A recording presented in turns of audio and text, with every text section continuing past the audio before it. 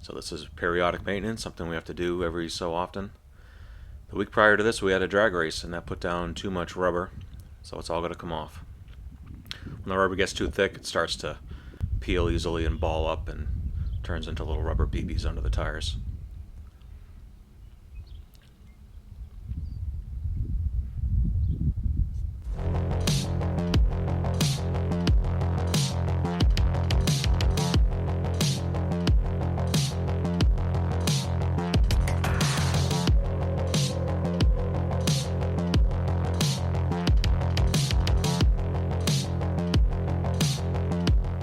Fred, did you go swimming?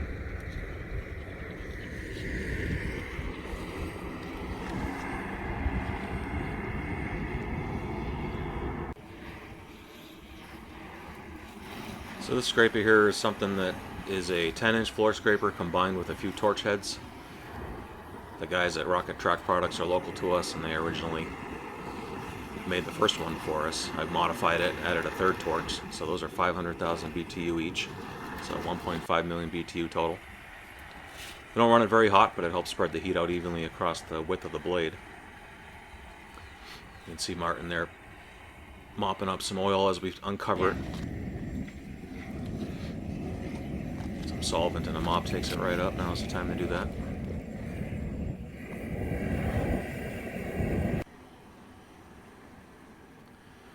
Back at the starting line, the rubber's a little thinner. It's actually hard to keep rubber on that area. A lot of wheel speed there takes that rubber off. As you get further from the starting line, you'll see the rubber starts peeling off real thick. You can also see some concrete patches that were done this year. Makes scraping much easier. That's just a handheld knife sharpener. Sharp blade is definitely easier to push through the rubber.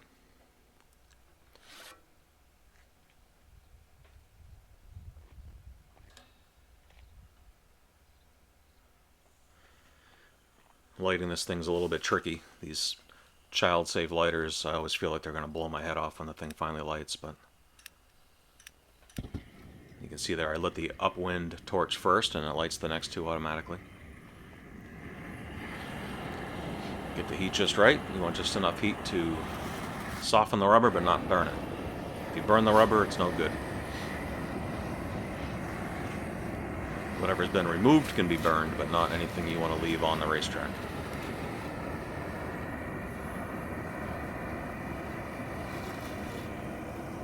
So this is right at the starting line, pretty thin.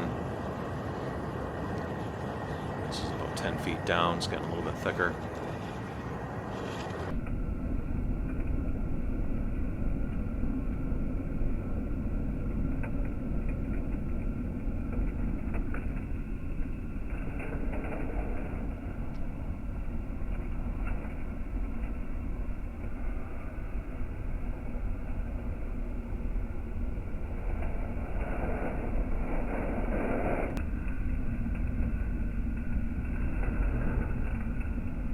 All that rubber contains dirt and debris and oil and everything else. It's good to get that off there every so often and start fresh.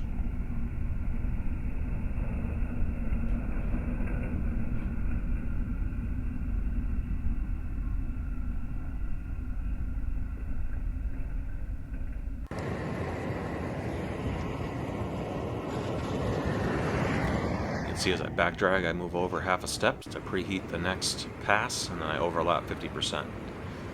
A second pass on the same section you've already scraped definitely helps to level the rubber even more and make sure you haven't left too much. You don't want to remove it all. Always try to modulate the down pressure and the angle of the blade to scrape just enough off. This section of concrete here was ground years ago, lengthwise, with a very coarse grinder, probably a scarifier. It's impossible to scrape side to side, so we just started scraping it the long way. And it's finally taken rubber. There was a time when I never thought we'd be able to scrape rubber off of this section of the track.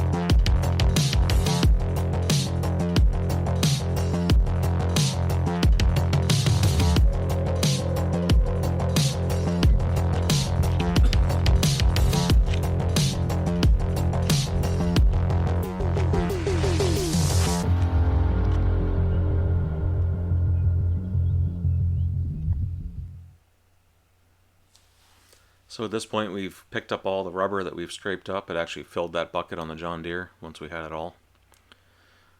And we'll play musical attachments, get the blower onto the Kubota. This is a Grandel 6060, a couple years old, 60 horsepower.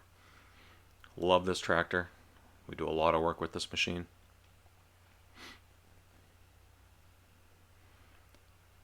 It still had the dragger on it from the race weekend, so that has to be removed. That was an old box blade that was converted into a tire drag. It's definitely not perfect, but we've made a lot of changes to it over the last couple of years, and we've got it working pretty good.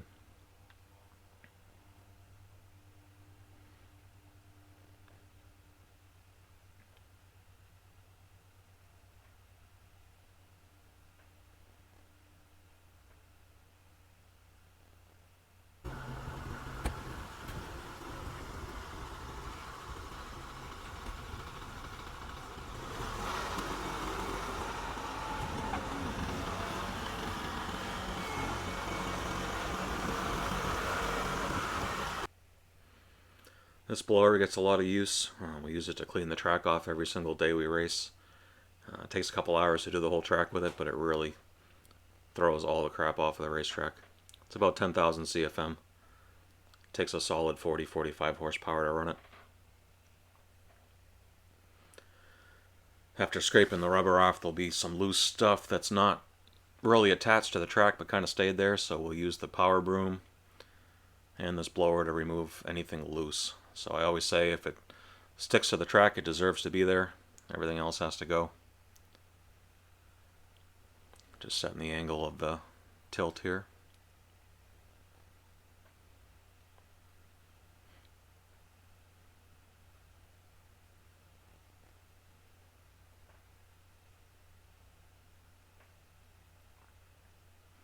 This broom's a little worn out, so you'll see it bounce a bit, but it does a good job still. It'll get some new bristles shortly.